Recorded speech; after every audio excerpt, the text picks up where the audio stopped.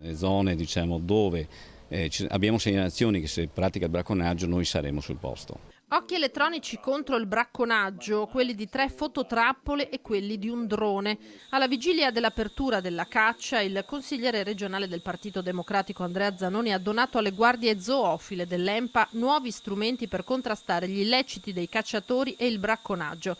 Ben 248 nella stagione venatoria 2017 le denunce penali in Veneto. Io credo sia molto importante per questi volontari che hanno un'altissima professionalità, sono molto bravi e molto impegnati nel territorio, dotarli anche dell'attuale tecnologia utile a individuare bracconieri e chi va a caccia e viola le leggi. Tutto quello che viene registrato nel momento in cui noi abbiamo una segnalazione penale sarà utilizzato a processo e quindi per noi è importantissimo perché noi potremo stare tranquillamente in macchina seduti a controllare sui video cosa succede. Adesso ne abbiamo abbastanza per poter controllare una parte importante del territorio. La fascia pedemontana, quella in cui nidificano uccelli migratori e specie protette, quella maggiormente monitorata. Anche nel Trevigiano, dove le guardie ENPA operano da 2 anni. Stiamo lavorando per di più su gatti impallinati ad esempio o feriti da balestre, stiamo operando su quello e adesso ci stiamo attivando appunto grazie alle fototrappole anche